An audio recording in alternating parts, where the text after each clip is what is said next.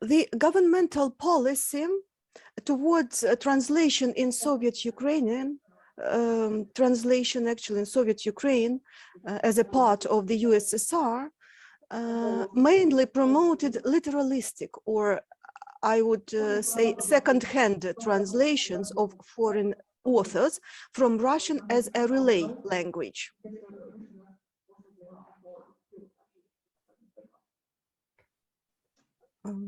It's problem with, yes. Anyway, what is important to know that translations into the USSR nationalities languages via Russian became a mass phenomenon during the years starting from 1930 up to the late 80s, and they still permeate the network of Ukrainian literary production. Following Danish scholar K. Dollerup, I understand by the term relayed translation those translations that are based on translations which can be clearly defined as the source or relay texts for the next or relayed translations, just to distinguish between relay and relayed. In many cases, the Russian translation, which served as the source text for the Ukrainian one, cannot be established with confidence, but the, so to say, sticking out ears of Russian mediation may be monitored at the level of word choice and sentence structure when Russian wording underlies the Ukrainian text and distorts its natural fluency. The Communist Party's social and cultural policies have been concentrated on the formation of a desired and predictable type of collective behavior. And relayed translations have played an instrumental role in establishing the stereotypes of Soviet mentality and people's communization. Russian mediated translations were mostly successful with the public, even though Ukrainian literary critics haven't been overtly supportive of them. Relayed translations took firm root in Ukrainian literary domain as a frequent but covert activity in the post-World War II period. My suggestion is to further differentiate between the covert and overt relayed translations. The discussion in this paper substantiates the following types of indirect translation. Thus, first, Soviet lower quality retranslations of the recent and mostly high quality translations of literary classics, which deliberately imitated lexical, grammatical, and stylistic patterns of the Russian language. They became a massive phenomenon in the mid-30s.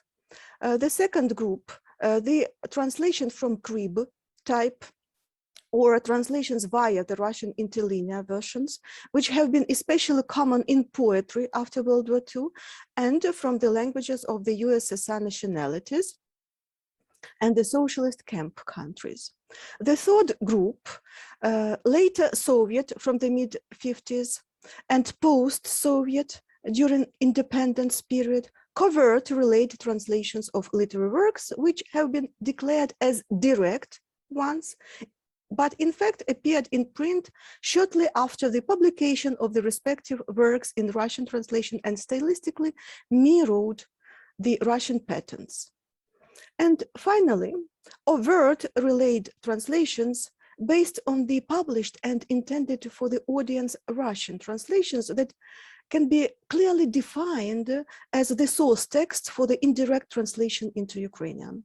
This phenomenon may be best illustrated with the Patriarch Filaret version of the Holy Scripture translated from the Russian Synodal Bible. The Synodal Bible was first published in the early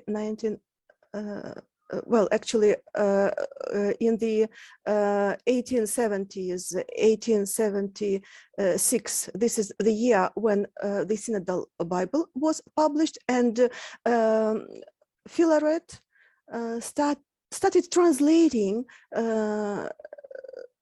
the Synodal Bible into Ukrainian in the early 1970s, although the publication of the entire Bible saw the light of day in Filaret's translation in the 2000s. Why I included Bible to the analysis? Because a lot of parts from it clearly point to the overt relayed translation from the, in this case, Synodal Bible, which is the basic pattern, and actually the biblical translation, specifically the Song of Solomon and other texts from the Bible, are considered to be literary and have been translated by many Ukrainian writers from different times as literary texts. Let's go further. Methodological references. A large group of retranslations, which I will consider in detail later, came to existence in the mid-1930s with a drive towards Russification of the Ukrainian language and rewriting of the majority of previous translations, which were declared nationalistic, in inverted commas, because they demonstrated multiple differences between the Russian and Ukrainian languages. The category of lower quality retranslations hovers, in my view, between the type of indirect translation, as is understood by Pietà and Rosa in the publication of 2013, Author and Translator, Handbook of Translation, this is the last point in the list, the article by Hannah Pietà and Alexandra Asis Rosa, Indirect Translation Explanatory Panel on the Art and Future Research Avenues. And that is, I understand lower quality retranslations as hovering between the type of indirect translation as understood by Pietà and Rosa, that is via the third language mediator, and the type of strategically manipulative translation, which is also can be called indirect translation, strategically manipulative translation. And it is actually called indirect by Gott and Dong. You can also find those sources in the list. Ernst August Gott, 1990, a theoretical account of translation without a translation theory, and Zidong, a probe into translation strategies from relevance perspective. So these are the basic methodological references of my work. Then I would like to attract your attention to a reorientation from the original source text to the mediating Russian text, which resulted in numerous retranslations, as I said, of the previous translations of Western classics in particular. Take, for instance, a famous novel, Robinson Crusoe by Daniel Defoe, which was printed twice in the late 1920s. You see the bibliography in the slide, with the mention of translators who were Halina Orlievna, abridged by Yelizaveta Zbarska, and the second edition revised, enlarged by Zbarska, etc. And from 1934, the translation appeared without any mention of translators. And in this form, it was reprinted in 36 and 37. An unabridged version of the novel printed in 1938 with no mention of the translator was a relayed translation done from the Russian unabridged text. In post-Soviet Ukraine, what is interesting to note, abridged version of this novel have been printed many times. Examples are given in the slide. An overt relate translation from Russian, anyway, is only one. This is Robinson Crusoe, a translation from Russian. It is indicated from Russian by one I. Chernova. Introduction and adaptation by A. Klimov. Kharkiv, Family Leisure Club. This is the publisher's Family Leisure Club, 2011. However, other examples in the slide don't give a single mention of the name or the names of the translators. Such examples reflect the fact that translations from the third language became habitual for a long time, up to and including the present day.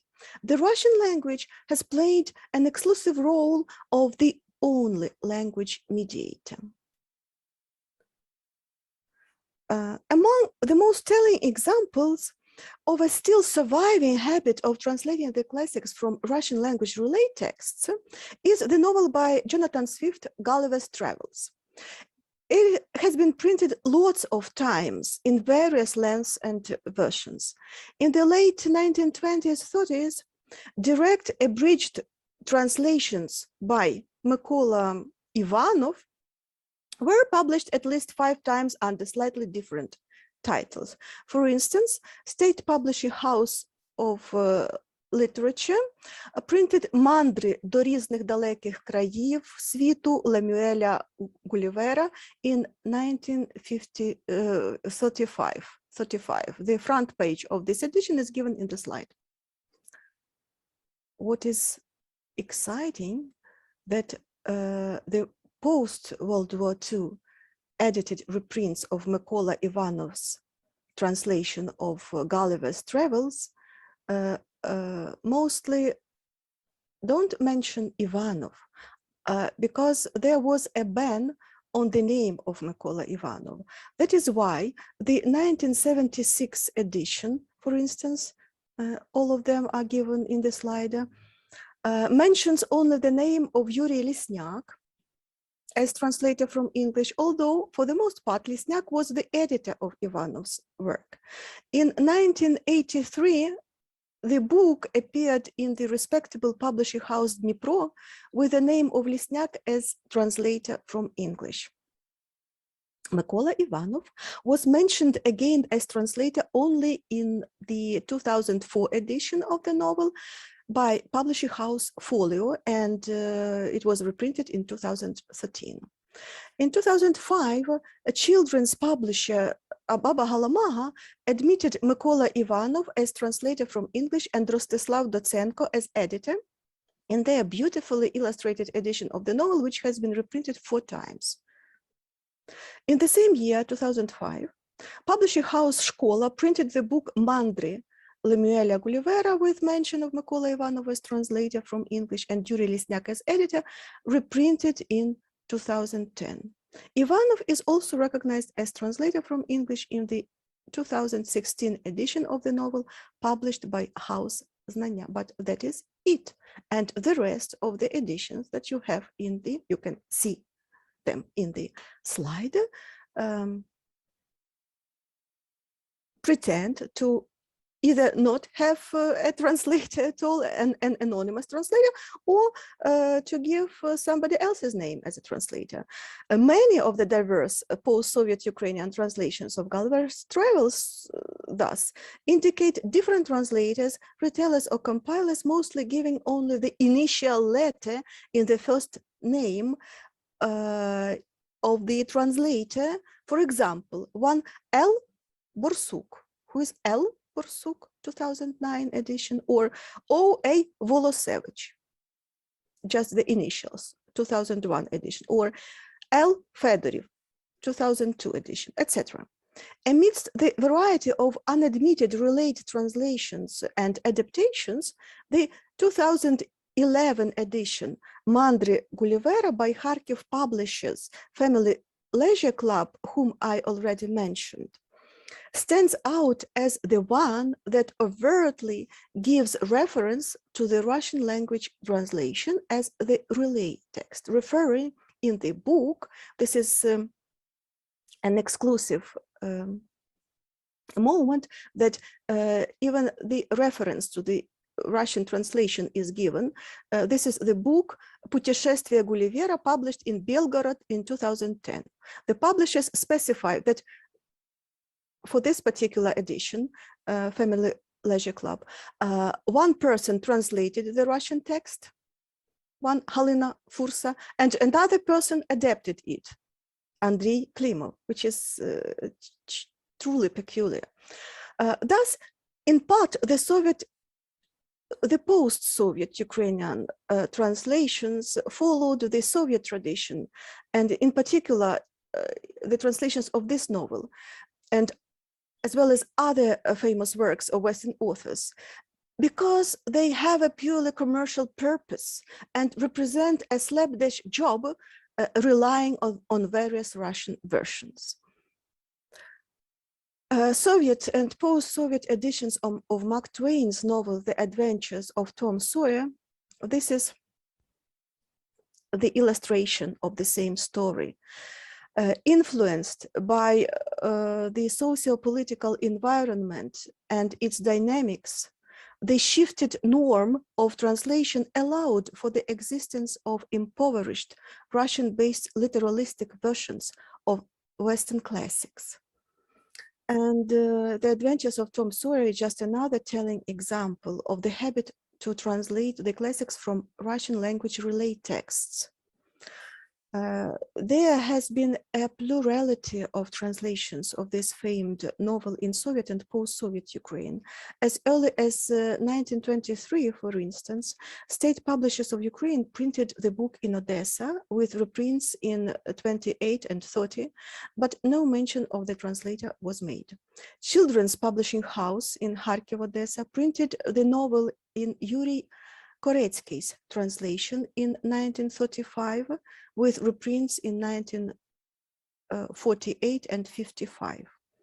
In 1986, a new translation by Volodymyr Mitrofanov, our famous translator, appeared with numerous subsequent reprints, of which the most recent one was published in 2002. Translated by L. Krasavitska, this translation is also mentioned in the slide. The novel was printed in Kharkiv in 2001, with reprints in 2005, 6, and 7. Translated by S.H. Fesenko, it appeared in Donetsk in 2006. A retelling of the novel by V. Levitska saw the light of day in 2009. All these are known surnames with initials instead of full names. In the presence of high-quality Ukrainian translations, which I already mentioned, by Yuri Koretsky and Volodymyr Mitrofanov, two different translations, indicate a high probability that the translations were made from a Russian translation. In indirect translation, thus, the Ukrainian language is lost in the shadow of Russian, and it loses its subjectivity, as do the translators themselves, who hide behind the initials instead of their full names. After World War II, the category of lower quality retranslations would be supplemented by a massive phenomenon of translations from Russian language cribs.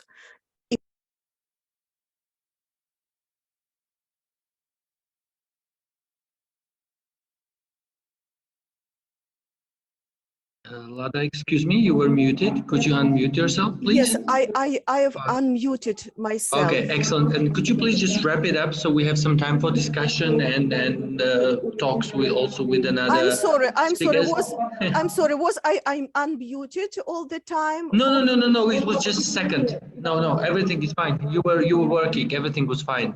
Yes. Okay, so translations from Crib and multiple examples of them can also be seen in the slide. Covert relate translations, the examples, can also be mentioned throughout the Soviet period and up to the post-Soviet time. What is interesting, the difference in attitudes between the late 1920s and the later Soviet period to translation. For example, the Decameron by Giovanni Boccaccio in 2 volumes was published in 1929. It was done from French. 2 literary editors checked it against the Italian original. It was truly highly qualified translation. Anyway, it received a harsh criticism from the contemporary critic Grigory Maifet, who argues that to translate from a translation means to double, if not to square, all the semantic overtones. His verdict was that in principle, any orientation at a foreign translation rather than at the original appears to be false because of its bordering on unaccepted amateurism. And in 1955, when Don Quixote by Cervantes was published in Kiev, in overtly declared translation from Russian, it was just a shift in translation norm. This shift in translation norm was provoked by the ban on translations made by figures of the executed Renaissance, and a lot of anonymous translations thus, or just edited translations appeared at that time. The literalism, or as Stepan Kovhanyuk put it, all binding literalism in translations from Russian and via Russian became translators' norm. So what is important that from the late 30s, the official Soviet doctrine fundamentally condemned translation literalism while imposing adequate and realistic or target culture-oriented translation. Still, in the translations from and via Russian into Ukrainian, as well as into other national languages, the strategy of literalism was imposed. Even in the early 70s, the literalness and anonymity extended also to translations of Ukrainian classical and modern literature into foreign languages, in particular English. And this clumsy literality of translations was criticized by Professor Roxolana Zarevchak in her critique of indirect translations from the mediating language, Russian. Zarevchak refers to Maxim Rylsky, who in the mid-50s labeled translations from Russian mediator as a sly palliative, lukavый palliative. And the examples, brief examples from the Bible translation, which is referred to by many Ukrainian writers as a pretext for literary translation, for a highly artistic translation. In 1988, as I said, Filaret published Ukrainian translation of the New Testament, and in 2004, the translation of the Bible based on Russian Synodal Bible, contrary to the Bible published in 1962 in translation by Metropolitan Ilarion Ivan Ogienko, whose precepts of translation were first enrichment of Ukrainian language, for instance, by means of synonymity, avoidance of prosaic colloquiality, and application of metrical verse. And if we compare just the beginning of the book of Moses, the first book of Moses, the beginning of Genesis, we can observe the literalness of Metropolitan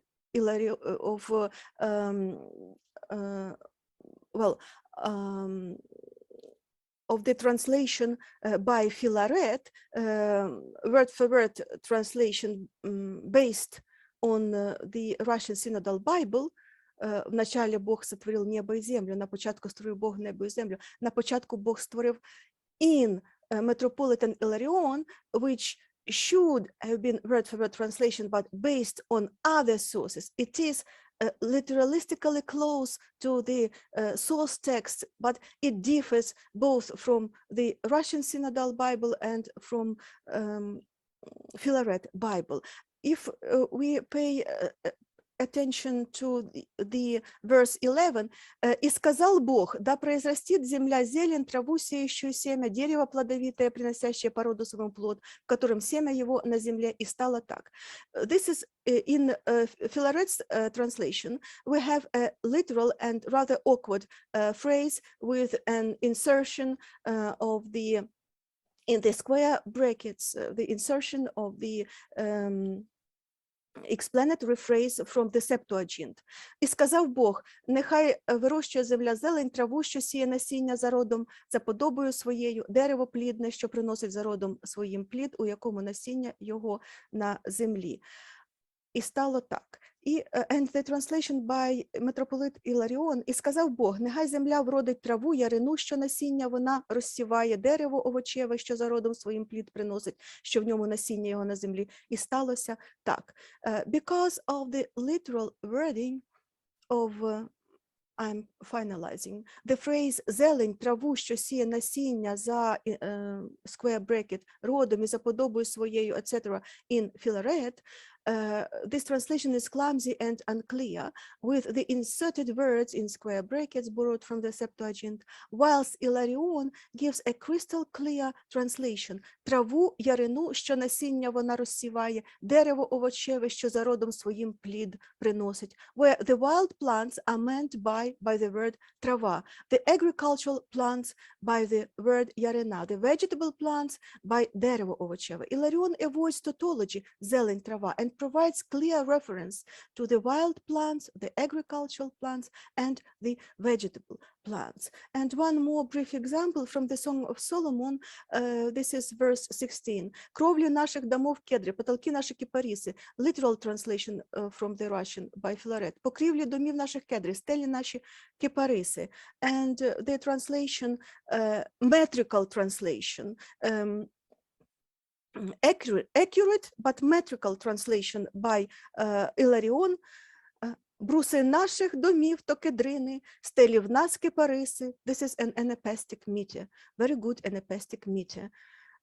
The beams of our houses are cedar, the ceilings we have are cypresses. So it is obvious, even from the randomly picked phrase, that for Ogienko, the language of the Bible, that is the language of prayer and soul, should sound melodious and rhythmical. There is no contradiction for Ilarion and the like between the rhythmicity, the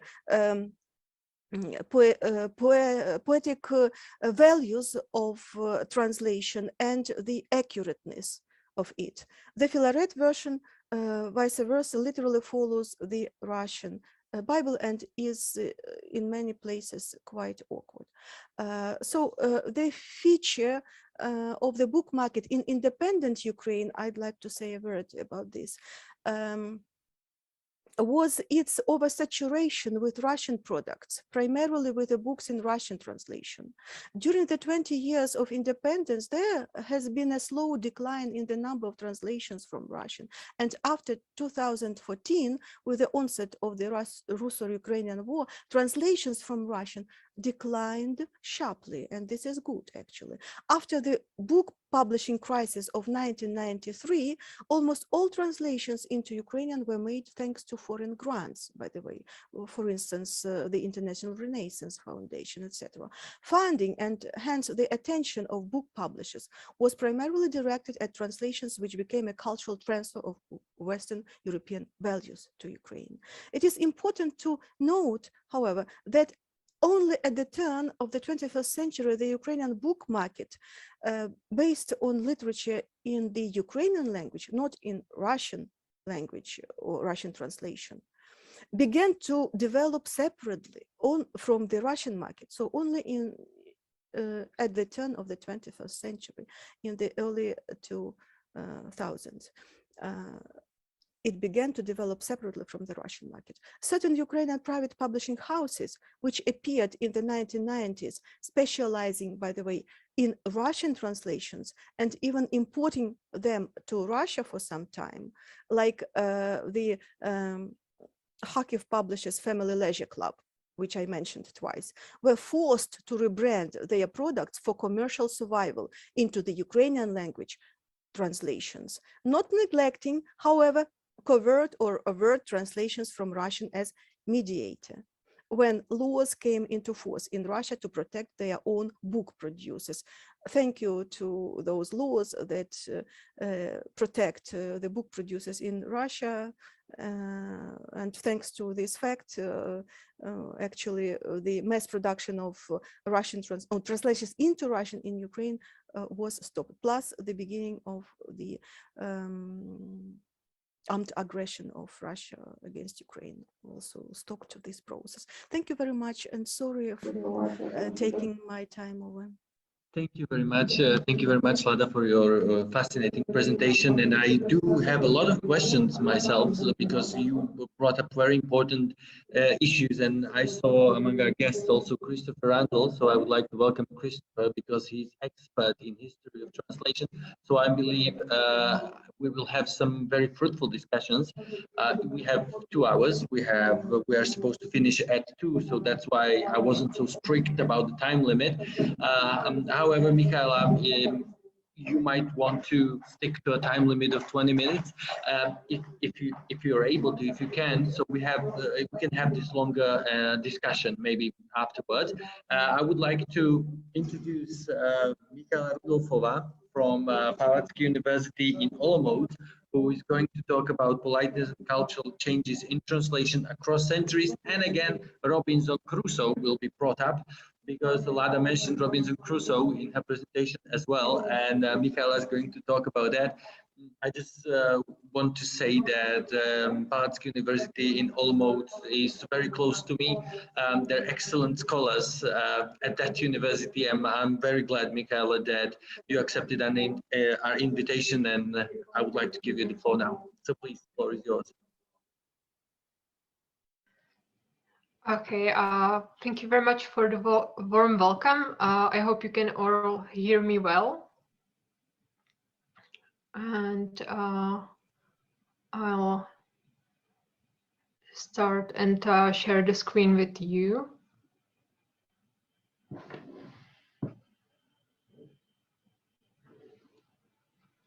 Hopefully everything's fine.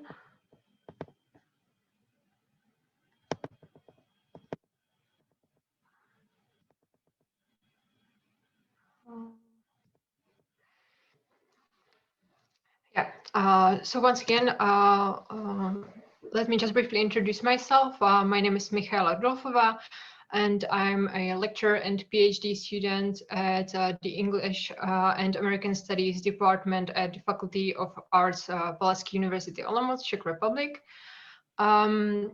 Today, I would like to present a small study I did, which focused on politeness and culture changes in translation across centuries, studied on the example of Robinson Crusoe and his relationships.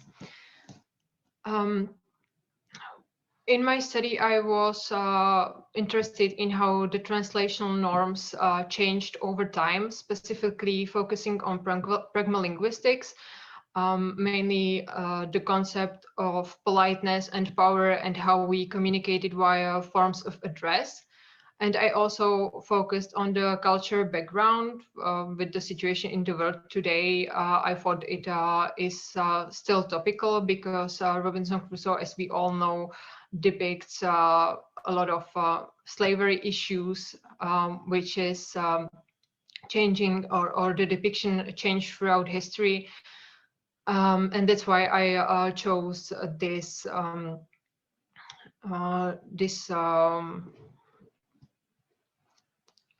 topic. Of course, there are many studies focusing on the translation of forms of address. But the main inspiration for me was Per Ambrosiani's article on the translation of English forms of address into Russian, which focuses on reciprocity of forms of address studied on the novel Playback, and mainly Alexandra Assis Rosa's article, The Negotiation on Literary Dialogue in Translation, who also studied how power relation in Robinson Crusoe was translated into Portuguese, and also how the translator's status changed over time with the translations. My research focused on politeness expressed through communication based on Brown and Levinson's face-saving theory. And as Yerman notes, the way we communicate in a polite way is significantly reflected in the forms of address the speakers use. And of course, the words and phrases mark not only social distance and respect, but also power and solidarity, as Brown and Gilman say. In general, we have two types of forms of address. These are nominals, which means proper names, titles, honorifics, and pronominals, which means personal pronouns and finite verbal forms. Brown and Gilman base their model of pronoun use on symmetricity, reciprocity, and power and solidarity semantics. They note that the governance of usage of pronominal forms of address differed throughout history, and the distinction between the T and V forms is based on power and social rank, and it started around 4th century and became the norm around 14th century. As society changed, the solidarity semantics gained on power, and around 20th century, the forms of address reflected closeness of speakers. The symmetricity and reciprocity also changed over time, and in each situation, the speakers are either equals in terms of social status, or one of them is superior. In the latter case, the use of pronominals is usually governed by power semantics, which expresses the non-reciprocal relationship between the two or more persons. It is non-reciprocal, which means that the superior uses usually the T form, while the inferior uses V form. On the other hand, solidarity semantics differentiates the forms of address among power equals, which means that the relationship is reciprocal, and the speakers, if the speakers share a relationship based on solidarity, they both use T forms. If there is some distance between them, they both use V forms. The stages of usage were later specified by Trudgill, who uses 4 stages to show how the forms of address changed throughout history, as shows this table. The lines signal the power distribution between speakers. So in the first line, both speakers are equal, and in the second line as well. In the first line, both have power. In the second line, they are both of, let's say, lower social rank. And the last 2 lines show when there is a difference in power between the 2 speakers. On the other hand, the columns show how solidarity is distributed, whether there is solidarity or not between the 2 speakers, and how it influences the solidarity or the intimacy, how it changes the forms used. In stage 1, usually the familiar pronouns, the T forms, were the norm, but this changed in medieval times, entering stage 2, where upper class usually used V forms among themselves, and lower classes T forms among themselves, but they used asymmetrical pronouns, which means T forms and V forms respectively, when addressing the other group. So T forms used by those of higher rank towards those of lower rank, and vice versa.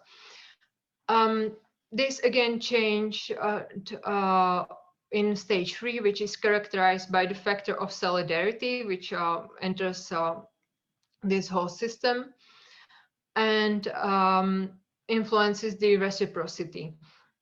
Again, the forms used by unequals are intact, they stay the same, but there is a change in the forms of address used by equals, where the solidarity plays a role. If they feel like they have some solidarity between them, if they are close, they both use T forms.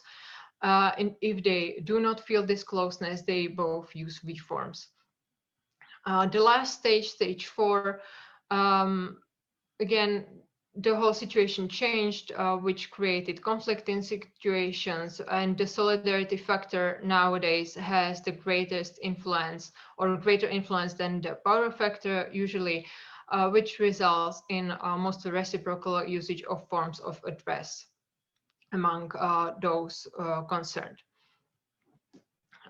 Speaking of forms of address, let's take a brief look at the English and Czech situation.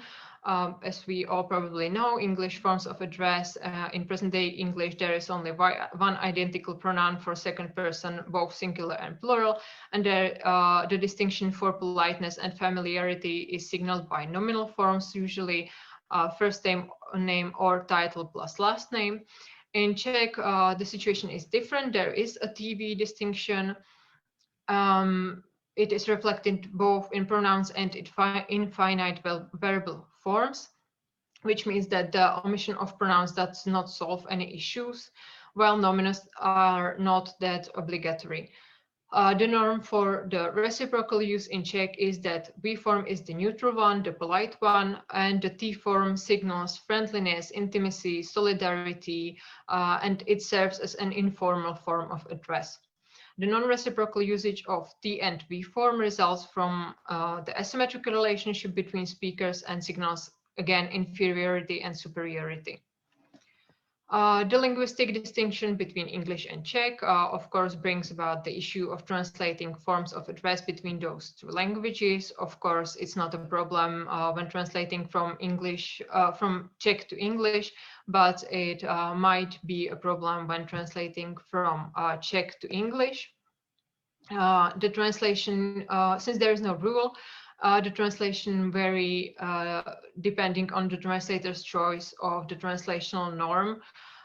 Since translators act usually as mediators, it is based on the question whether the translator should follow the norms of the source culture or the target culture.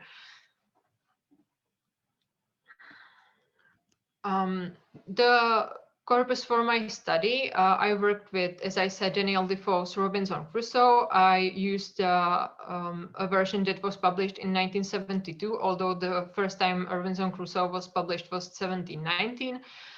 However, in this version there are no revisions or changes in the field I studied, which means the use of forms of address or the culture background. For the analysis, I worked with 15 Czech versions of the same type, text type, which means a written novel, which means I excluded all comics, audiobooks, theater plays, etc. And even though there are more versions published over the years, there are more than 100 versions, the corpus was limited to these 15 versions because I left out all those versions that were so heavily adapted, mainly for children, that there were no dialogues left in the text to analyze, for example, or they were unavailable in the library. The first Czech version was published in 1797, but it took almost 100 years to have a first real Czech translation of the original, because the versions published before were translations of other, mainly German translations and adaptations. And this corpus starts with a translation from 1932 and ends with the most current one at the time, which is a version from 2019.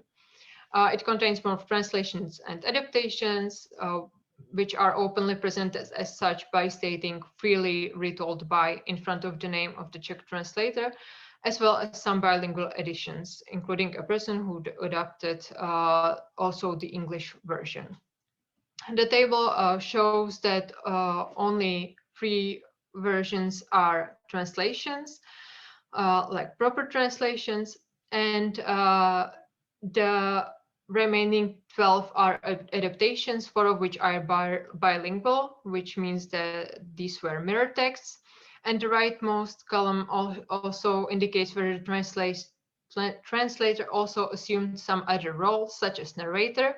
Those are the books that were freely retold by, which is the case for 7 adaptations. The person who both translated and adapted the text, which is true for the 2 bilingual versions, or if the translator was a co-author, which is the case of the 2014 version, where František Novotný is listed as the author of the text based on Defoe's novel. The analysis focused mainly on the relationship between Robinson and Friday, but since the pronouns used by Robinson and Friday might be affected by various factors, 2 more characters were chosen to put the use of T and V forms in contrast with. These were the Spaniard and the captain, who were both saved by Robinson Crusoe. Using the Brown and Gilman's model as specified by Trudgill to analyze the forms of address used in Robinson Crusoe written in the 18th century and taking place in the 17th century, the relationship between Robinson and Friday should correspond to stage 2, which means that there should be non-reciprocal and asymmetrical usage of T and V respectively, determined by Robinson's power and higher status. In the original English text, this is also signaled by the nominal forms of address when Robinson uses first name to address Friday and Friday addresses Robinson with the title master. This master-slave relationship was established by Robinson from the very beginning.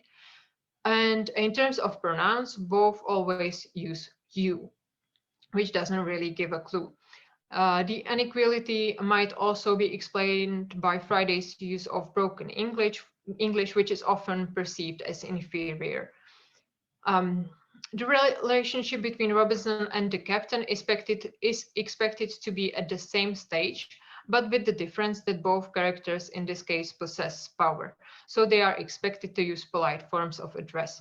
In the source text, this is again signaled only by the use of nominal forms of address, namely the title Sir by both characters.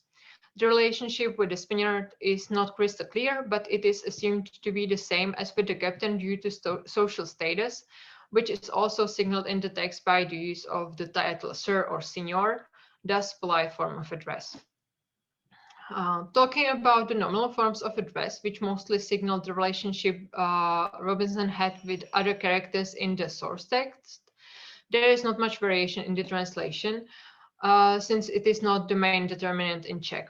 The nominal forms of address between Robinson and Friday are mostly preserved, as in the case for Robinson and the captain. The Spaniard is in many translations considered to be less important, and the dialogues are often completely or partially omitted or only described. The nominal forms used in the rest vary, not reflecting the original. For example, some of the translators used made-up Spanish names, such as Don Miguel or Don Domenico and others. This table summarizes the pronominal forms of address, reflected both in the use of personal pronouns and verbal forms found in the analyzed translation within the selected dialogues. The table shows all the versions I analyzed, and there are always the columns signaling the way in which the dialogue went, from Robinson to Friday, from Friday to Robinson, the dialogues between Robinson and the Spaniard, and the dialogues between Robinson and the captain.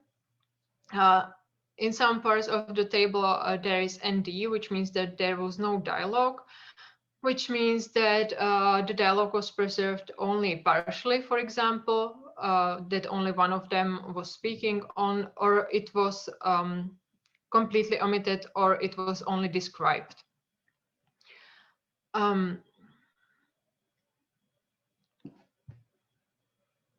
The table also shows that all the versions respect the expected usage of T form from Robinson when addressing Friday, but the same does not apply the other way around. Leaving aside the 2012b translation, where Friday's utterances are limited to minimum, and when he speaks, he talks about himself or his nation, and he is not addressing Robinson at all.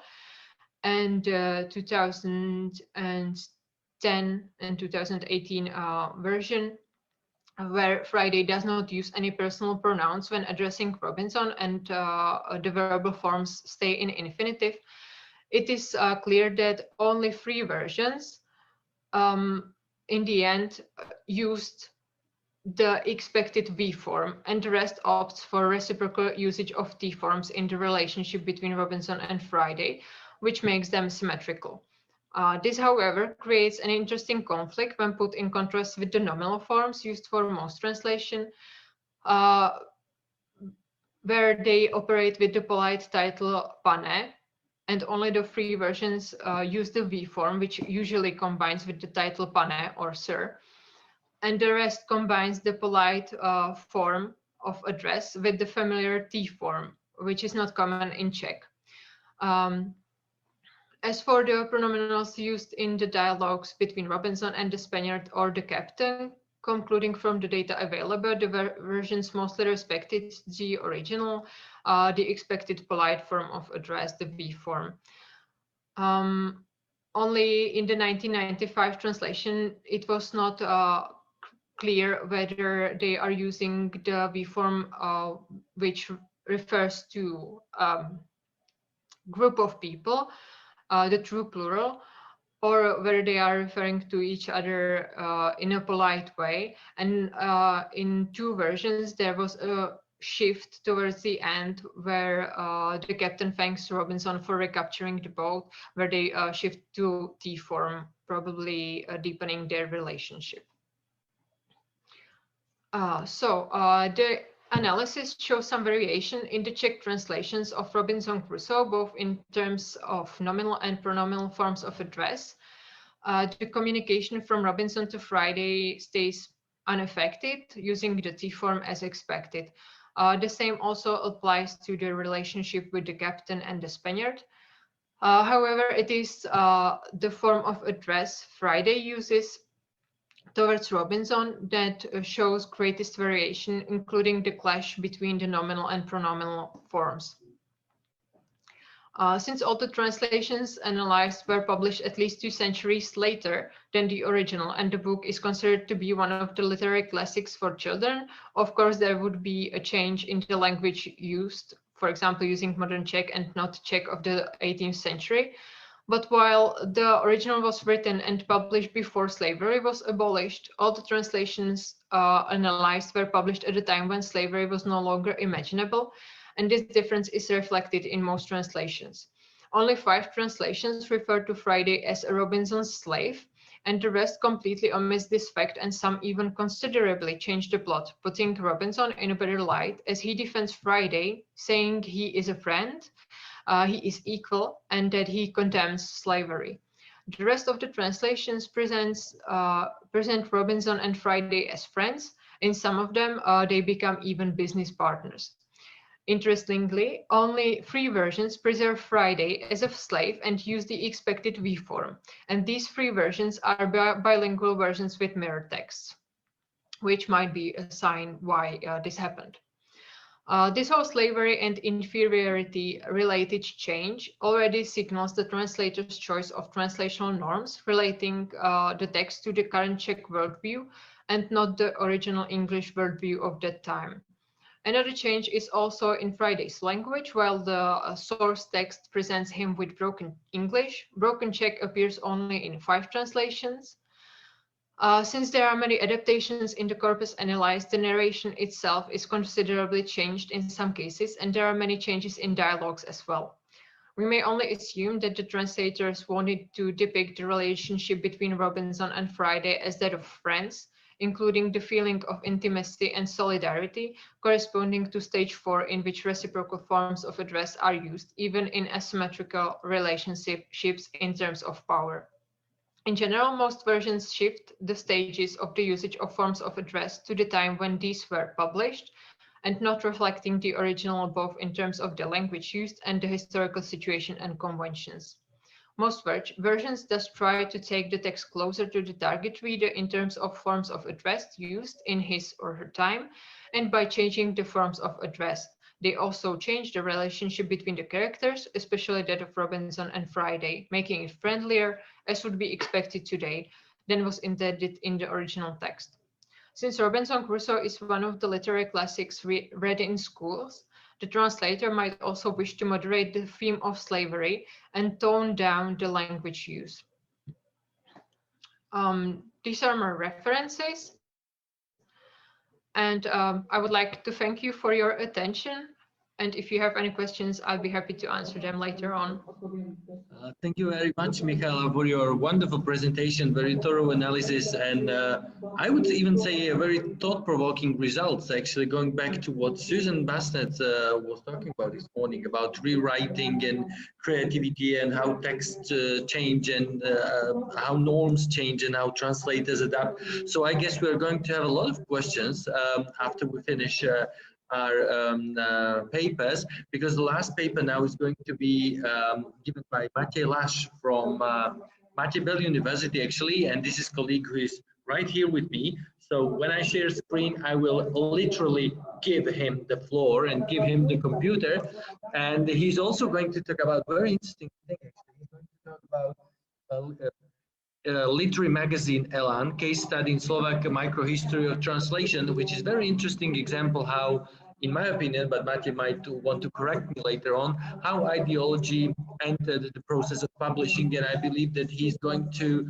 also refer to Lada's and Michaela's presentation a little bit, because it also has to do a lot with manipulation and ideology, in my opinion, but he may argue as well. So I'm quite looking forward to that, and I'm going to share his presentation now. Just give me a second, and then we can continue with his presentation. I will give him the floor. Can you see the presentation? Not yet. Just a moment. Yes, I guess you can see the presentation now. Okay, everything is fine. Matej, ready? Okay, and I hereby give you the floor.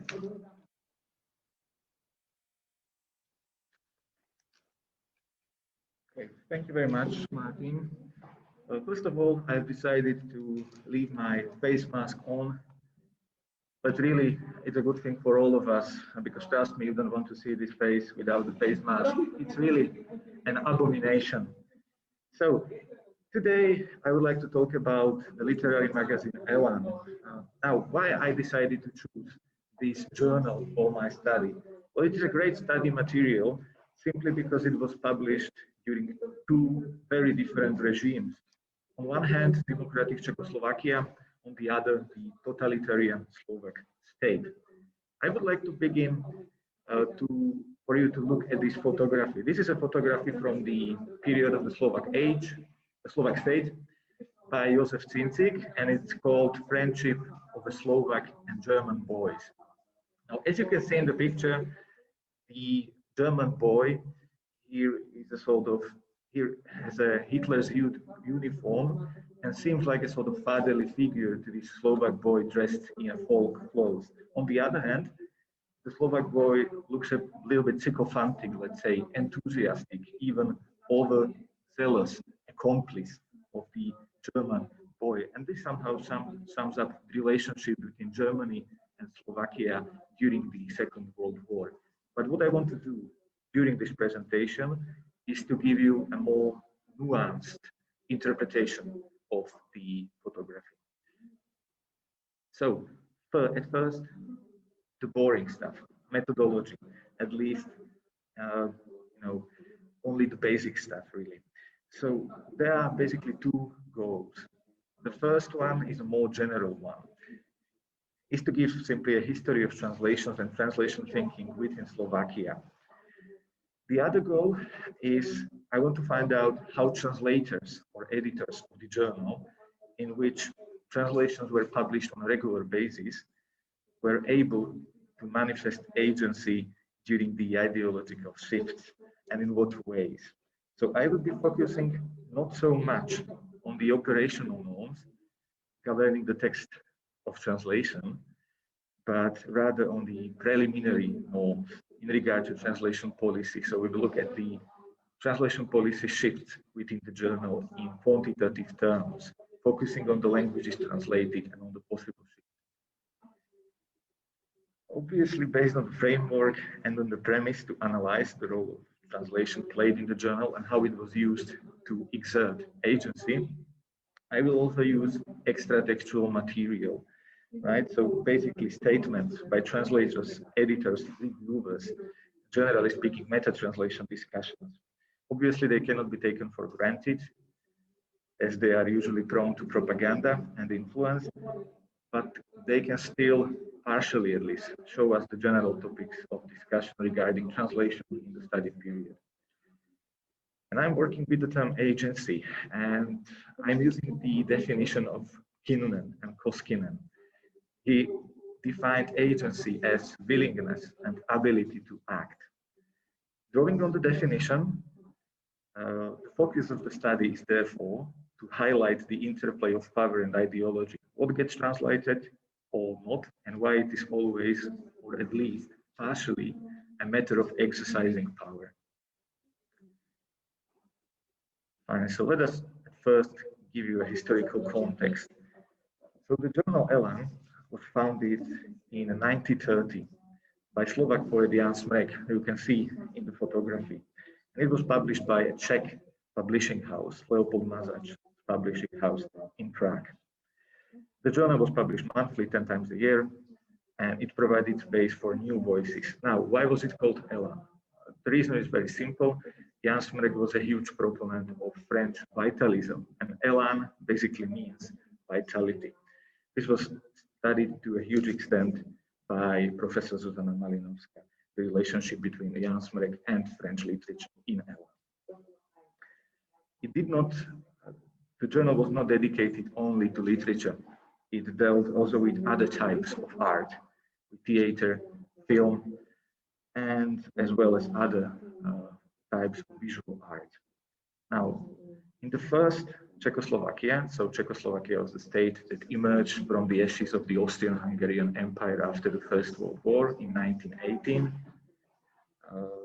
It had also many foreign contributors from all over the Europe, and translators were widely reviewed and discussed. From many articles and from the translation policy, as will be stated further, of literary translations, I will be focusing mainly on them, it can be stated that the journal was pro-Western and supporting the direction of republic as proclaimed by President Tomáš Garrigue Masaryk. Now, after the establishment of the Slovak state in 1939, it was one of the 50 unpolitical journals to continue publishing. Then in 1944, it was cancelled because of the Slovak national uprising. Smrek was considered untrustworthy and problematic. The journal was then re-established again on January 1946, and as a result of elections in the same year, the last volume of the journal was published in February 1947, when the Communist Party banned the journal and labeled it as too progressive.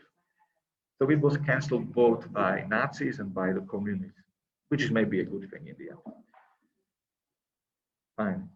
So moving on, I want to mention at least some of the topics in terms of meta-translation discussions, which were widely discussed during the period when Elán was published. And I found out that there are basically five most widely discussed topics. So first of all, insufficient quantity of Slovak translation. This was a huge problem in the first Czechoslovakia. Jan Smrek did this survey in 1937, survey of Slovak libraries, and he found out that actually even in bigger towns, cities, the libraries had only 30% of books in Slovak language, 30%. The other 70% would be either books in Hungarian, German, or Czech. Then also connected to this is insufficient quality of Slovak translation. This was basically, and this is still argument even today, the contributors were complaining that literary translation is simply a hobby and you can't live off it, so to speak. Then I will skip the third one, and I want to focus a bit more on the fourth one, the disproportion of Czech translations in Slovakia. This is still a problem even today. For those of you who do not know, basically Slovaks tend to read Czech translations, but not vice versa, right? And Jan Smrek actually tried to do something with this, and he was a huge proponent of the idea that Czechs should read in Slovak as well. So he celebrated very much when the first bookshop in Prague was created, which sold only Slovak books, whether translations in Slovak or original Slovak books. And something which basically every contributor agreed upon was the translation is needed, and then translation is a contribution to the domestic literature. Now, when we look at the translation policy, so how many translations were published during the whole period when the Elán journal was published? So we can find as much as 270 poetry translations, 29 novel excerpts, 10 essays, 9 dramatic texts, and 3 excerpts from epic poems. So translation definitely played a huge role in the journal. Now let us divide these numbers in quantitative terms into 3 different periods. So the first period is obviously the period of first Czechoslovakia, from 1918 all the way up to 1938. Right? Now Smrek here openly supported relations with European literatures, specifically those with which Slovakia was politically or geographically linked due to common history. And French was also one of the primary languages because Smrek was, as I've already mentioned, a huge proponent of vitalism. So you can see the first sort of light blue color in the graph represents the number of translations from specific languages in the first Czechoslovakia. And so here you can actually see that French and Polish quite obviously dominate over all other languages, which is supported, for example, even by Rudolf Brtaň in the journal, who claims that contemporary orientation, the younger generation is obviously turning toward French, Western, and Northern literature. Striking example was specifically French and Polish poetry and its impact on the Slovak Catholic modern. Now, in the second part, so in this sort of dark green color, you can see the second period, the period of the Slovak state, which was established in 1939.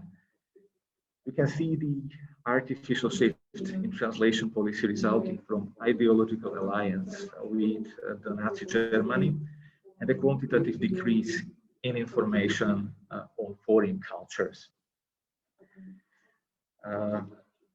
So in the second period, you can see the first huge shift. The preliminary norm and translation policy changed really dramatically.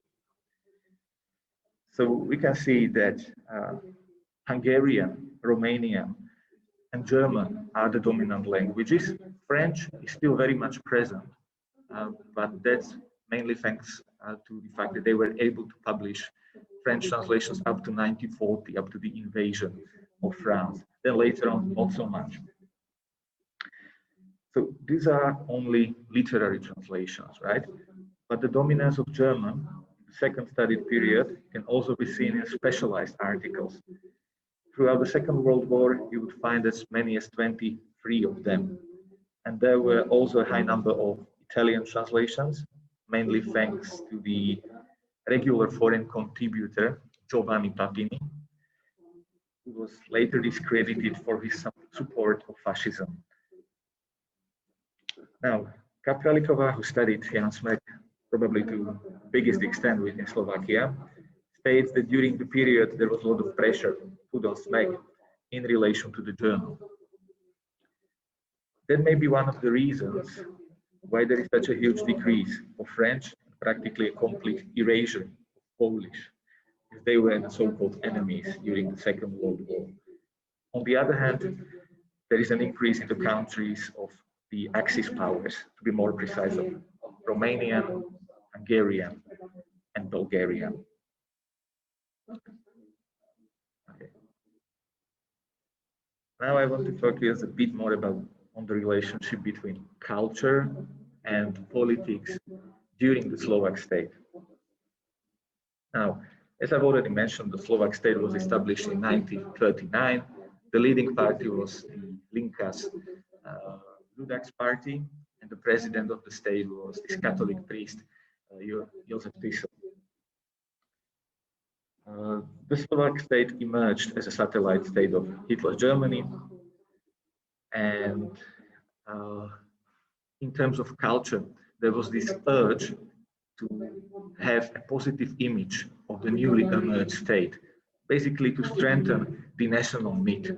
So there was this urge to focus on the Slovakness in every area, whether in movies, this was greatly discussed by Martin Ciel, but also in literature and to some extent in theater as well.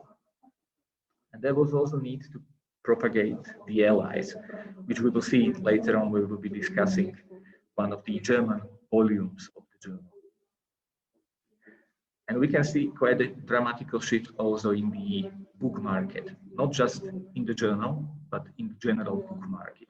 So this is for the first time and for the last time that actually in Slovakia, we have a higher proportion of domestic literature, as much as 70%, and only 30% of translations, which obviously contradicts Gideon Turi's notion of small literatures and the role of translations within literature. Okay, now, in terms of cooperation of cultural workers with the state, Getting defines 3 different ways how cultural workers cooperated with the state. The first one was a direct cooperation in state institutions. Now, according to Jurkovská, here, during the Slovak state, the controversial tradition of political activism by Slovak artists was born, right? There was also another way of cooperation, simply profiting from Aryanization, and there was also propaganda art in favor of the state. Majority of the contributors did cooperate in state institutions, as well as wrote poems in favor of the state. Now, this is sometimes simply apologized within the Slovak cultural space as by proclaiming the so-called bread question, which means basically that either you cooperate or you won't be able to sustain financially. Okay. Now, obviously, there were many opposed to the regime, even the cultural workers. So, for example, here we have a rather great example of what was the culture like back in the Slovak state. So, Janko Jesenský wrote a poem. I can give you a very free translation of the poem. So, if you want to become a poet, you have to celebrate Hlinka, and right after that, you have to write odes on Tisa. Otherwise, you wouldn't be able to continue in the cultural sphere, obviously. Right. Now, what about Elán and its collaboration with the regime or resistance up to 1940 and then from 1940 onward? Now, Elán had to move from Prague to Bratislava. That was the first important thing that changed in the period. Jan Smek, as well as one of the most prolific contributors, Josef Tido Gašpar, both worked at the propaganda office during the war. Although Josef Tido Gašpar is very interesting, had a very interesting life, which could be entitled From Dandyism to Nazism, I wouldn't compare him to Jan Smek at all. It was a completely different case. Emil Boleslav Lukács became a member of National Council. The poet Valentin Beňák was employed as a secretary of the Ministry of Interior, and Andrej Žarnov worked in State's Council. So basically the main contributors all worked within the state institutions, and that was one of the reasons why they were even, why was it even possible to continue publishing of the journal. Now,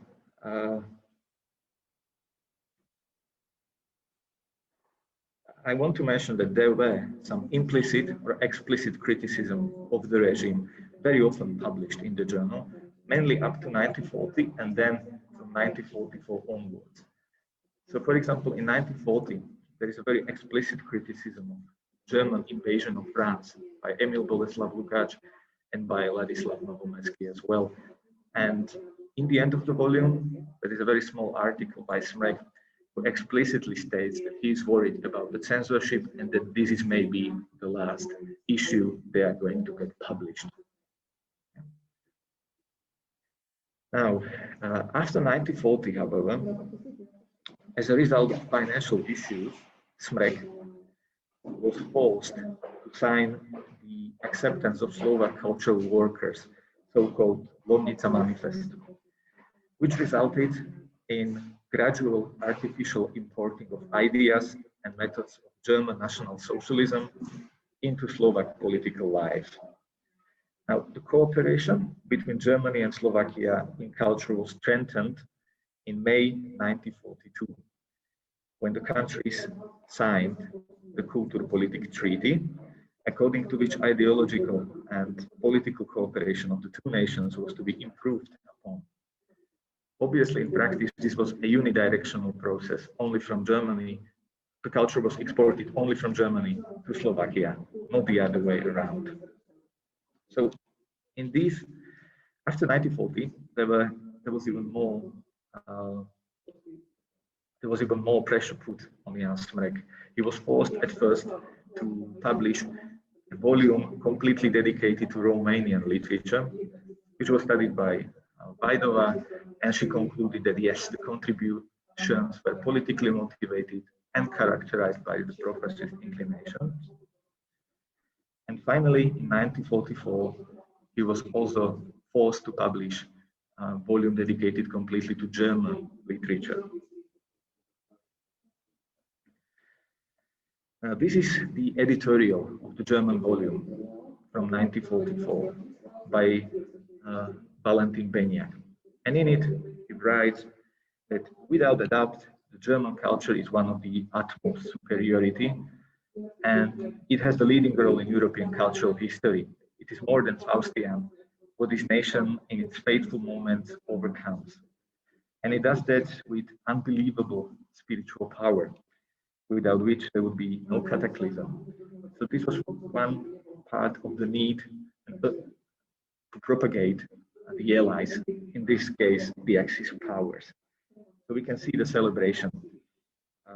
This volume was actually to be published 2 years ago, when there was this new journal called Náš boj, which began to criticize Smrek and Elán because of his so-called Czechoslovakism.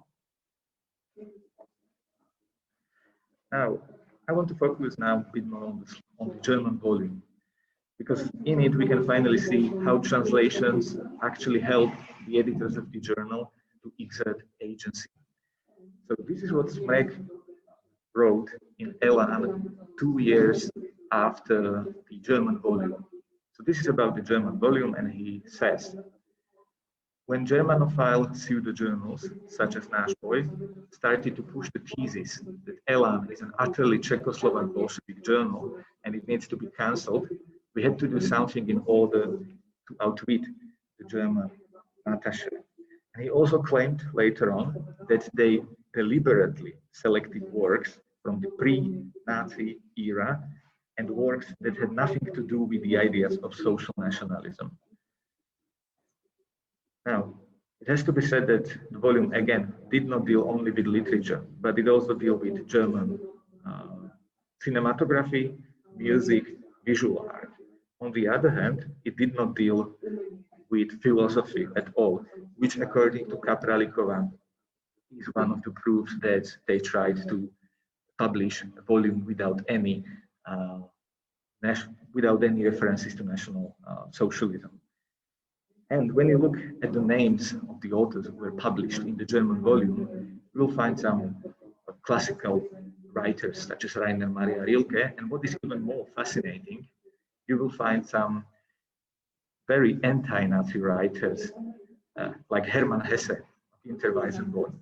So they actually used they actually used the translations to somehow outwit the politicians of the state.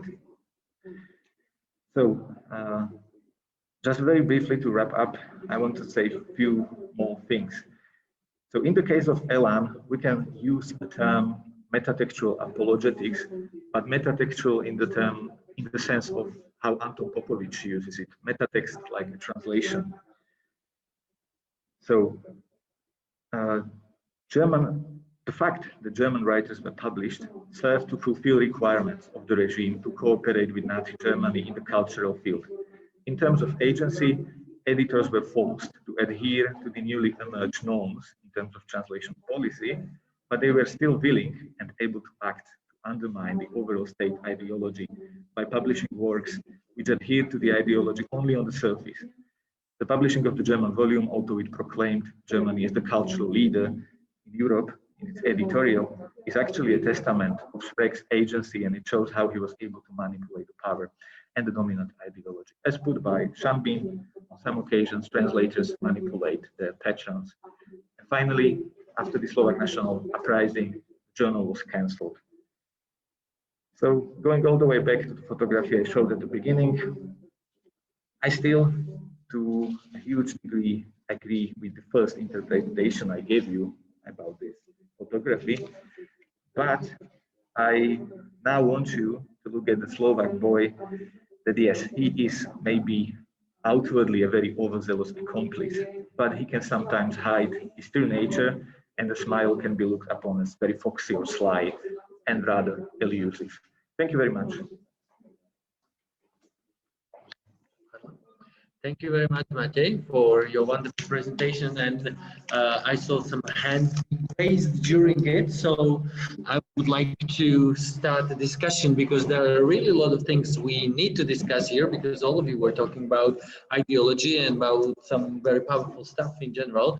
And I would even maybe ask later on whether it's possible to study history without taking into account ideology as such, especially history of translation, because as you showed on your graph, it completely changes with ideology, the overall distribution of books and topics and stuff like that.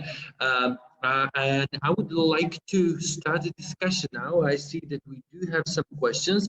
I think that we have even some hands raised. I think that Katarina Bednarova wanted to ask a question. So Katarina, I would like to give the floor to you if you're still here. Neviem, či ma počujete. Dobrý deň, to bol omyl, pardon. Aha, okay, so that was a mistake.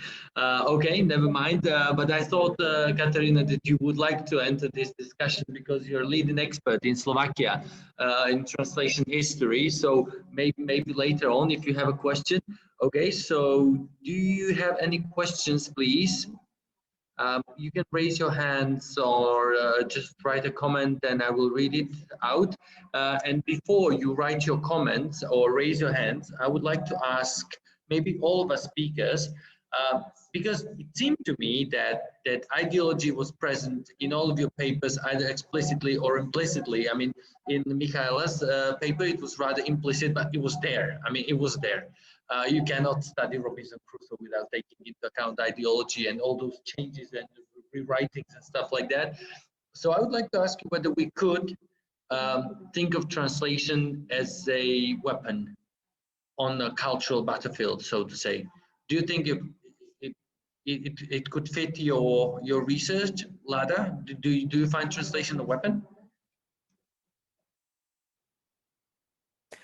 Yes, we can say so, especially in the context of political regimes that we deal with throughout the history, the Ukrainian nation dealt with. Nevertheless, translation always plays a role of sort of weapon, either of westernization or other, depending in whose hands it is and who is the wielder of this weapon, I should say. Okay, thank you very much, Michaela. What do you think about it? About the use of Robinson Crusoe, because you had your linguistic analysis mainly, so we could see there were changes, but you did not provide us with context, historical context, because you had only linguistic analysis. So, what do you think was the motivator behind those changes?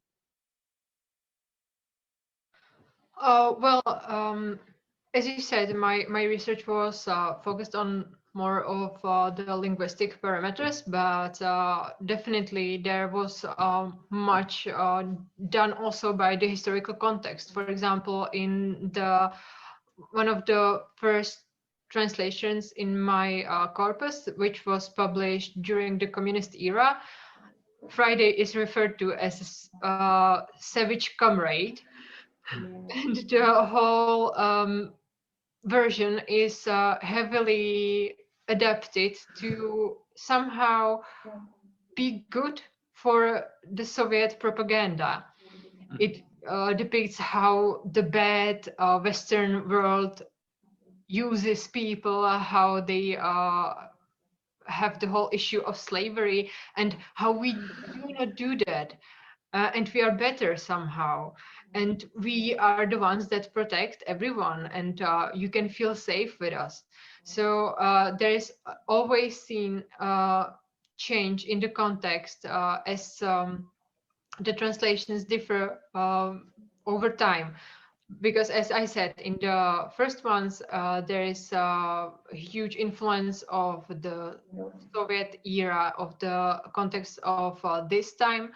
And later on, there is a big shift towards the equality of all the protagonists, basically. Okay, so thank you very much. So in your case again, the main motivator behind those linguistic changes was actually ideology, and this, as I said, goes in line with what Susan mentioned in her talk about rewriting. I mean, what is translation, and where does it end? This definition of translation. So basically, based on what you said, those in many cases were not translation per se, but they were translations with different functions, and mainly in many cases ideological. Matthew, what would you say about that? Thank you very much. That is actually a very good question, not just because I don't have an answer for it, but simply because it is important questions, you know. So first of all, I here agree with Christopher Randall, who claims that history of translation should not be studied in order to find something about translation, but actually we should study translation history in order to learn more about history. And in terms of the Slovak state, it's still quite a crucial issue when we are speaking about Slovak cultural knowledge, because some of the domestic pro-regime artists re-evaluated their relationship with the state after the Second World War, but some remain the proponents of the regime, and still some are celebrating the regime even after 1989, thanks to some of them thanks to the state money, actually. So in this sense, I find history of translation to be really a good force for dwelling deeper into the actual state of the regime. And we can find, thanks to the translation, we can understand how the regime worked to a better extent. Okay, but on the other hand, as Lada mentioned in her presentation, you would have translation, especially today. As you said, Ukrainian translations are being reevaluated and reintroduced on Ukrainian market. So it could be maybe a force of resistance. Maybe in this case, as you said, finally, Ukrainian translations are being published. So in this case, it could be maybe considered as a reinforcement of national culture. Lada, is that it?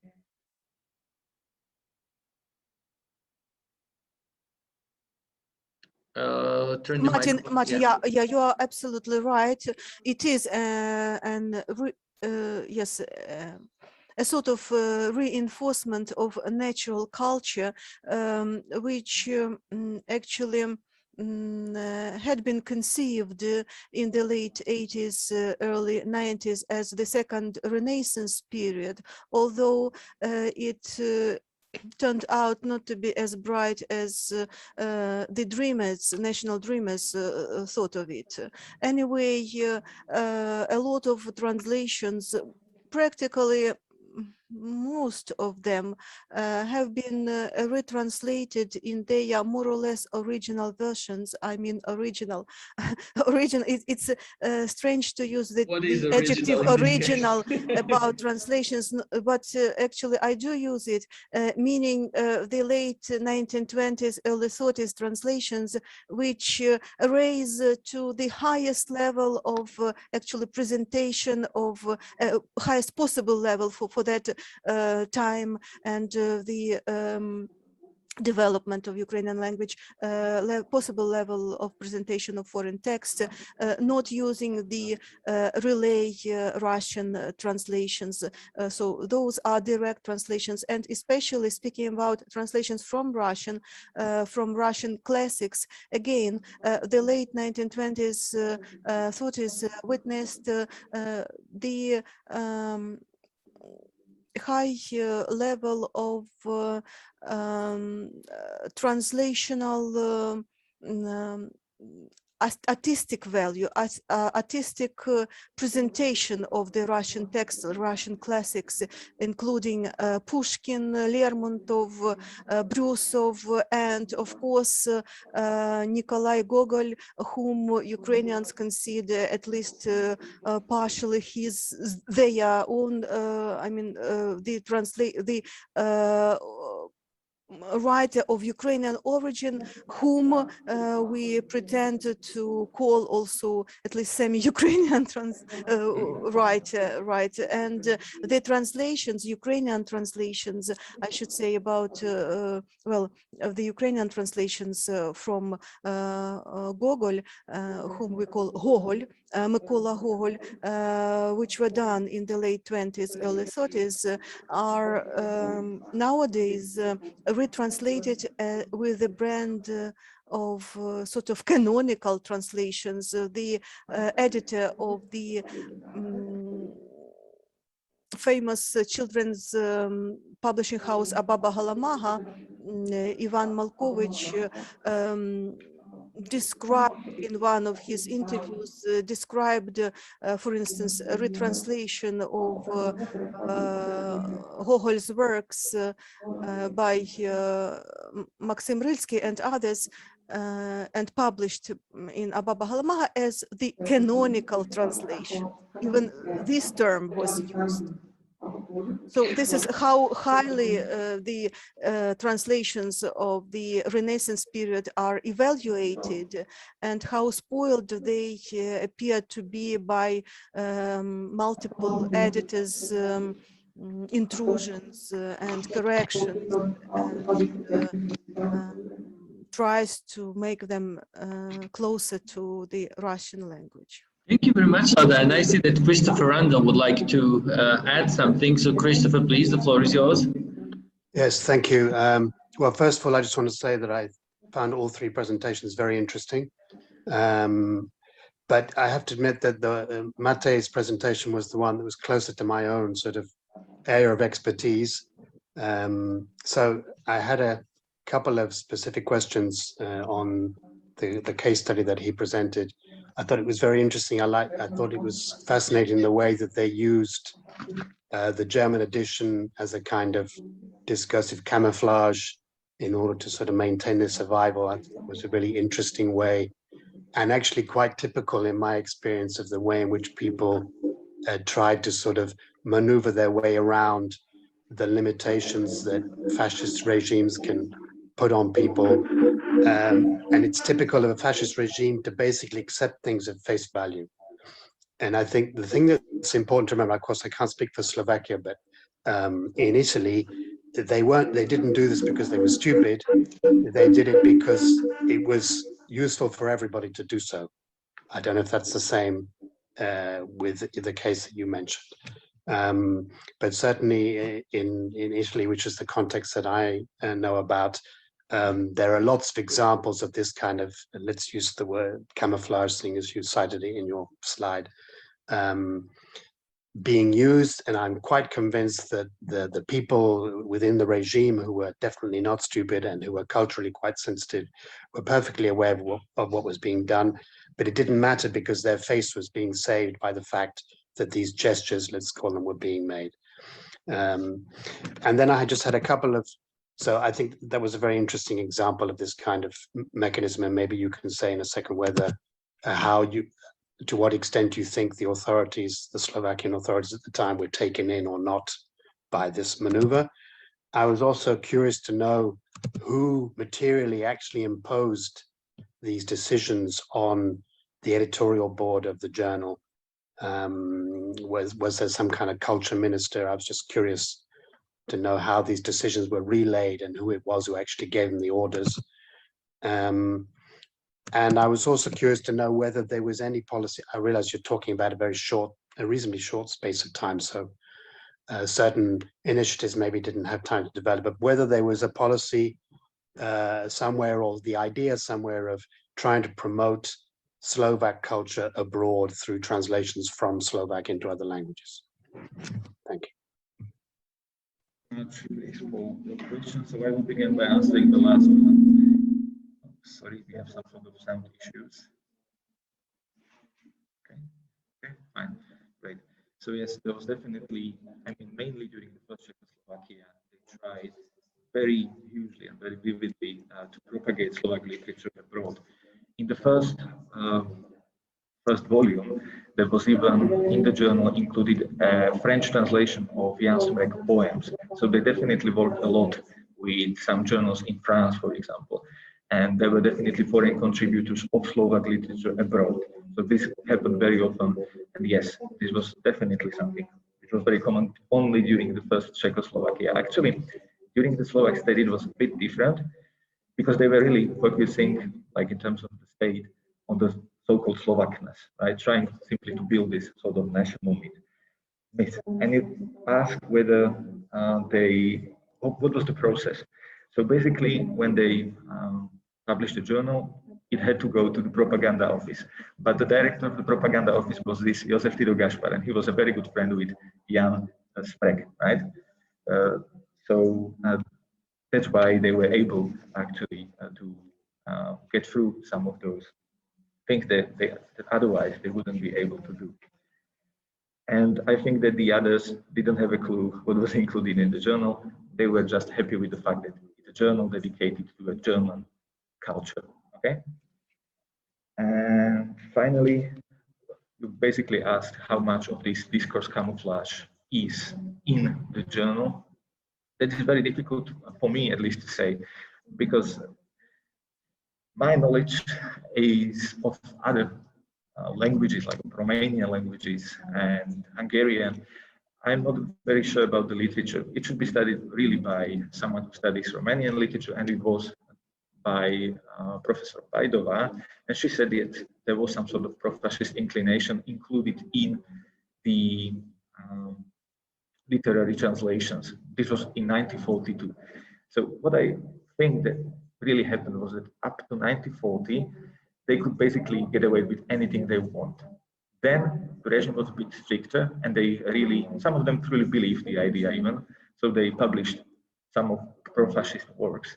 And later on, when they found out more about what was happening, for example, thanks to Rudolf Vrba and Wetzler in the concentration camps, then they began to criticize the regime more implicitly and explicitly at the same time.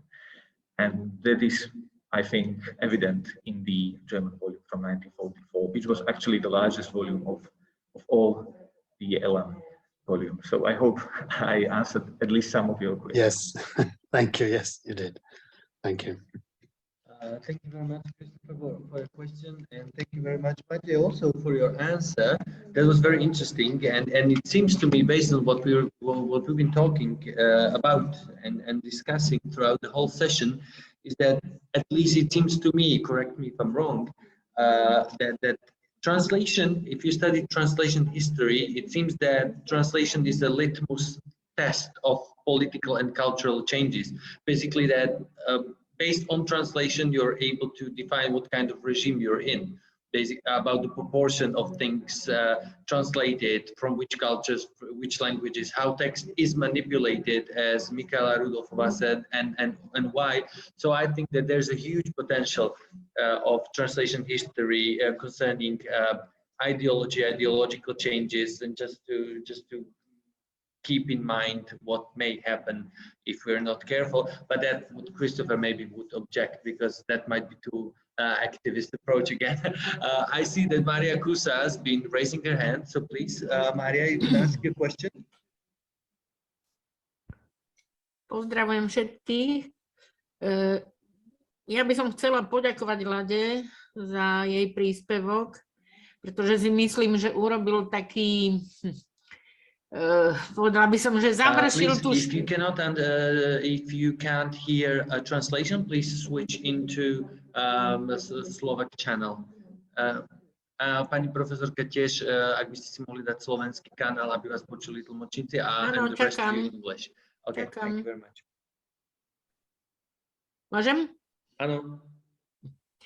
Tak ešte raz by som chcela poďakovať Lade za jej príspevok, pretože si myslím, že urobila vlastne taký oblúk od prednášky Susan Basnet, ktorá vlastne tiež hovorila povedala by som o tom, ako preklad, čo hrá a akým spôsobom môžeme čítať v preklade dnes. A vlastne ten problém na Ukrajine nevidím len v tom, o čom hovorila ona a čo považujem za také veľmi, ako by sa to dalo pomenovať, je také slovo slovenské, že perfídne. Proste je to čosi, čo je, čo kamufluje vlastne. Kamufluje preklad a je to čosi, čo nenápadným spôsobom vlastne pôsobí najmä na jazyk, samozrejme, v tomto prípade. My, keď sme robili, zaoberali sme sa vlastne literatúrami na katedre, literatúrami vlastne bývalých republik Sovietskeho zväzu, ale tých súčasných, tak pri ukrajinskej literatúre sme prišli na to, a to je vlastne aj tá vec, ktorú aj Lada spomínala, že pre široké publikum. Hej. Tam skutočne pre široké publikum, ktoré, keď vidíte, že si kupuje tie knihy, rozpráva po ukrajinsky, ale kupuje si aj preklady, aj teda to, čo voláme populárnou literatúrou, si kupuje v ruštine. A to je vlastne taký ten, ja by som povedala, že ako pod hladinou idúci problém, ktorý vidím ako veľmi, ako v čom tie preklady naozaj môžu robiť veľmi, veľmi zle tomu domácemu kultúrnemu priestoru. Takže som veľmi rada, že viem, že Lada sa tým zaoberá veľmi dlho, ale myslím si, že naozaj, tak ako hovoril Martin na začiatku, je to výskum, ktorý je strašne dôležitý, podľa môjho názoru. Ďakujem, to bola len skôr pripomienka a poďakovanie Lade. Ďakujem. Дякую, пані professor. Thank you very much, Professor Kusa. I understand everything without any translation needed. It's great to understand Slovak, and I truly agree with you that there had been the linguistic war, Russian linguistic war against Ukrainian language, which is unique in history. And let me, in this respect, quote from Yuri Shevelov, worldly recognized professor Yuri Shevelov, who in 1987 wrote, quote, "In Soviet Ukraine, the conflict between the Russian and Ukrainian languages was shifted from the external extra-linguistic sphere to the most inner part of the language itself, unquote. So it was truly a linguistic battle. Battle shifted to the field of language itself, to the field of Ukrainian language. And nowadays, you are absolutely true that the covert, relayed translations from Russian corrupt the Ukrainian, the quality of Ukrainian not only translation, but the language itself, because according to Ukrainian writer translators like Alexei Kundich, like Maxim Rylsky and others, the translators' language has formed the literary language in Ukraine. This is the problem, that the literary language has been formed, founded in the second half of the 20th century with the help of the translators' language. And those multiple dictionaries, so to call them Russian-Ukrainian dictionaries, like the 1948 dictionary, which was called ironically, sarcastically, not the Russian-Ukrainian dictionary by the contemporaries, but the Russian-Russian dictionary. This is the problem. Thank you. Thank you very much for your answer. And it seems to me, and we will have a chance to talk about that with Lawrence in a moment, but it really seems that translation changes everything indeed, especially in case of Ukraine, Lada, as you said, because it's been playing extremely important role throughout the history, and especially nowadays. That's why I'm so fascinated with your works, because it brings a lot of very high quality data into our practice, so we are able to think, maybe even rethink translation. So thank you very much for that. Are there any other questions? Christopher, please. Yes, thank you. I just wanted to add a remark following the remark you made earlier about the litmus test and activist position or not. Seeing as you launched the provocation, I'm going to pick it up and respond. First of all, I think you're absolutely right. I think that translation, the study of translation can function very well as a kind of litmus test, to use the metaphor that you used, of certain political context. Particularly, it seems to me, any political context, whatever ideological color it may be, where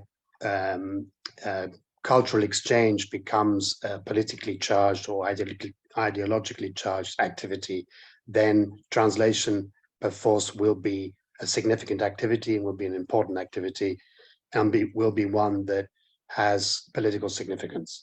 And consequently, in any context of that kind, if you study translation, you're effectively kind of finding a route to the heart of the character of that particular ideology. That's my understanding based on my own studies, but also the things that I've read, including work by Lada on communist context, for example. So I think that's definitely true. The other thing I wanted to just very, very quickly, Martin made a comment earlier about the fact that whether one should be activist or not in studying, let's say, such as my case, fascist systems, and clearly it's impossible not to study the history of fascism and not consider maybe the ways in which certain forms of fascist politics are returning, should we say, to our contemporary political life. And I think that's what he was referring to. And I've thought about this a bit, and I don't pretend to have a final answer, but I'm just going to throw it in, and then everybody can sort of think and make up their own minds. But it seems to me there are two ways, shall we say, of being useful, let's put it that way, in applying what we might learn from our historical studies to our understanding of the threats to our contemporary political life, if that's how you perceive them.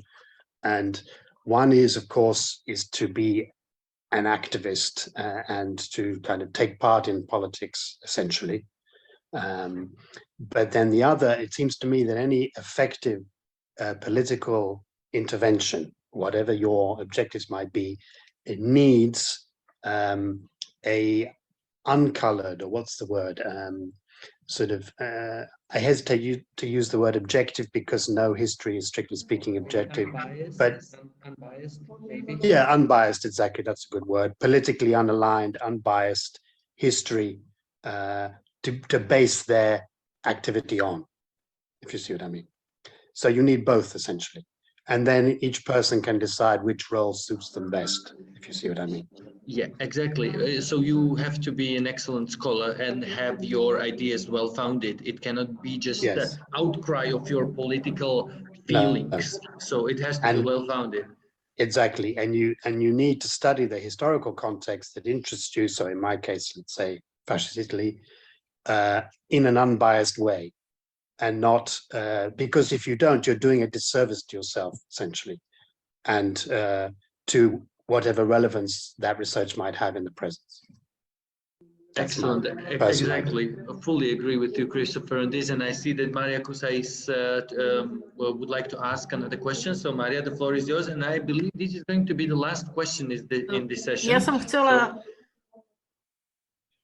som chcela, nechcem zaberať niekomu čas, ale chcela som len Martinovi povedať, tam v tom grafe bola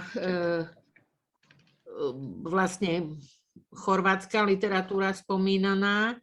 Neviem, nakoľko poznám knižky už zosnulého Jana Jankoviča, ktorý robil vlastne tú chorvátsku literatúru v slovenskej kultúre a kde vlastne ukazuje na to, akým spôsobom ona fungovala vlastne v tom období slovenského štátu. Hej? Že síce sa prekladali a vychádzali čísla a antológie chorvátskej literatúry, ale ako hovoril Christopher, často to bola kamufláž, že bol tam jeden, alebo predslov mal nejaký tajomník, alebo proste nejaký predstaviteľ politického života, vtedajšieho aj fašistického Chorvátska, ale tá poézia, ktorá tam bola vybratá tak, ako presne bolo aj toto nemecké číslo elánovské. Čiže tam by bolo zaujímavé sa pozrieť vlastne aj na toho Jankoviča a na to, čo vlastne on o tom hovorí. Môže to pozná Martin.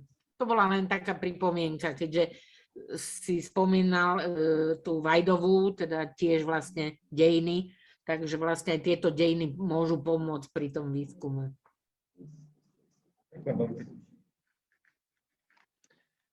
Okay, and with this gratitude that Matej just expressed to Maria for her comment, he said, "Ďakujem, thank you." I would like to thank all of you for this thought-provoking discussion and excellent presentations.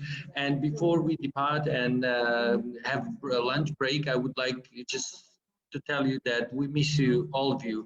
We would so like to be here with us because we have a lot of lunches and there's no one to eat it, so I don't know what to do with that food, so we will have to struggle somehow ourselves, but we miss you a lot, and I hope that times will get better eventually and we will have possibility to meet in person as well. So have a good time, bon appetit, and let's join again and meet when Lawrence Venuti joins us in an hour. So goodbye for now.